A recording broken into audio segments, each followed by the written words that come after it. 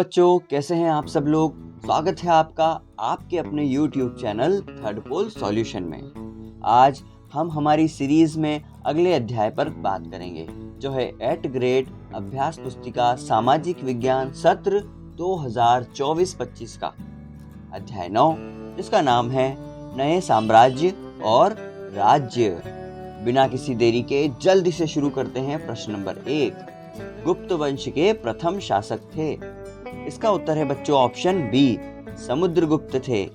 प्रश्न नंबर 2, चीनी यात्री श्वेन सांग किसके शासनकाल में भारत आए थे। इसका उत्तर है बच्चों ऑप्शन सी, हर्षवर्धन के शासनकाल में आए थे। प्रश्न नंबर 3, पल्लव काल में नगरम शब्द किसके लिए प्रयोग लाया जाता था। इसका उत्तर है ऑप्शन बी, व्यापारियों का संगठन नगरम के नाम से प्रयोग में लाया जाता था। प्रश्न नंबर 4, समुद्रगुप्त प्रशस्ति में राजा की प्रशंसा निम्न में से किस प्रकार की गई है। इसका उत्तर है ऑप्शन डी, उपरोक्त सभी। मतलब राजा को एक योद्धा, युद्ध को जीतने वाला राजा, विद्वान तथा एक उत्कृष्ट कवि के रूप में प्रदर्शित किया गया है। प्रश्न नंबर 4 पर आते हैं, क्षमा करें, प्रश्न नंबर 5 पर आते हैं। दक्षिण भारत में पल्लवों की राजधानी थी। इसका उत्तर है बच्चों ऑप्शन डी, कांचीपुरम थी। अगले पृष्ठ पर आते हैं और प्रश्न नंबर 6 है, रिक्त स्थान की पूर्ति कीजिए। ए, हर्षवर्धन के दरबारी कवि बाणभट्ट द्वारा रचित जीवनी हर्षचरित है। बी, चालुक्यों की राजधानी ऐहोल थी। सी, प्रसिद्ध नाटक अभिज्ञान शाकुंतलम दुष्यंत नामक राजा और शकुंतला नामक युवती की प्रेम कहानी है। डी, हर्ष का अर्थ आनंद होता है। ई, चालुक्यों का राज्य कृष्णा और तुंगभद्रा नदियों के बीच स्थित था। प्रश्न नंबर 7, वंशावली से हमें ये छाछ बेचने वाला हमें वीडियो बनाने नहीं देगा, पर हम फिर भी हार नहीं मानेंगे। प्रश्न नंबर 7, वंशावली से हमें कौन सी जानकारी प्राप्त होती है। इसका उत्तर है वंशावली अधिकांश प्रशस्तियों में लिए शासकों के पूर्वजों के बारे में बताती है। इन वंशावलियों में शासक के प्रति प्रपितामह, पितामह, दादा, पिता और माता की जानकारी होती है। प्रश्न नंबर 8, हर्षचरित के लेखक कौन थे। इसमें किस शासक के बारे में जानकारी मिलती है। इसका उत्तर है हर्षचरित के लेखक बाणभट्ट थे। इसमें राजा हर्षवर्धन नामक शासक के बारे में जानकारी मिलती है। प्रश्न नंबर 9, पुलकेशिन द्वितीय किस वंश के प्रसिद्ध राजा थे। उनके बारे में जानकारी कहाँ से पता चलती है। इसका उत्तर है बच्चों पुलकेशिन द्वितीय प्रसिद्ध चालुक्य राजा थे। उनके बारे में हमें उनके दरबारी कवि रवि कीर्ति द्वारा रचित प्रशस्ति से पता चलता है। प्रश्न नंबर 10 पर आते हैं, पल्लवों व चालुक्यों के राज्य किन किन क्षेत्रों में फैले हुए थे। इसका उत्तर है पल्लवों का राज्य उनकी राजधानी कांचीपुरम के आसपास के क्षेत्र से लेकर कावेरी नदी के डेल्टा तक, जबकि चालुक्यों का राज्य कृष्णा और तुंगभद्रा नदियों के बीच स्थित था।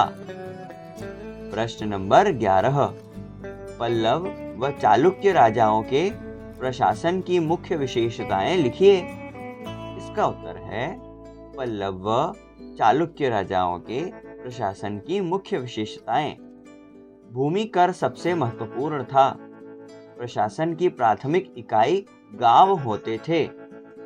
कुछ पद अनुवांशिक बन गए, जैसे महादंडनायक। कुछ व्यक्ति एक से अधिक पद ग्रहण करते थे।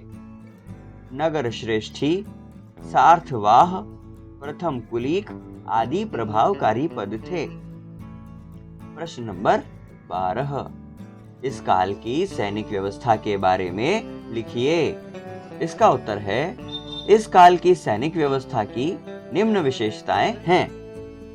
सुसंगठित सेना थी, जिसमें हाथी, रथ, घुड़सवार और पैदल सिपाही होते थे। कुछ सेना नायक थे, जिन्हें नियमित वेतन नहीं मिलता। यह सेना नायक दान में मिली भूमि से कर वसूलते थे, जिससे वे सेना व घोड़ों की देखभाल करते थे।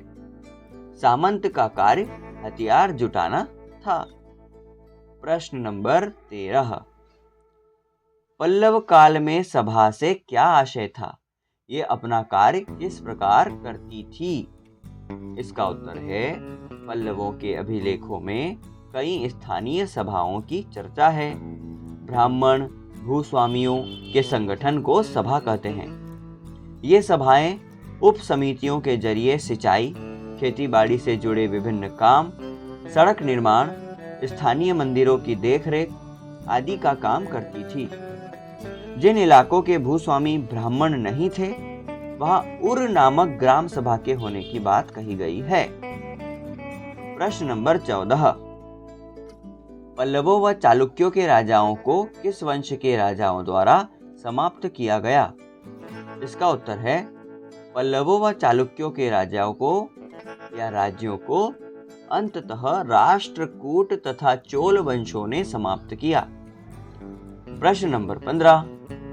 प्राचीन काल में राजा क्या क्या साजो सामान लेकर यात्रा करते थे? इसका उत्तर है, राजा बड़ी मात्रा में साजो सामान लेकर यात्रा करते थे। इनमें हथियार, रोजमर्रा के उपयोग में आने वाली चीजें, खाने पीने का सामान को ठेले गाड़ियों पर या ऊंटों पर हाथियों जैसे जानवरों की पीठ पर लादकर यात्रा पर निकलते थे। प्रश्न नंबर 16। इस काल में जनसाधारण से संबंधित जानकारी किन किन साधनों से प्राप्त होती है? इसका उत्तर है बच्चों, इस काल में जनसाधारण से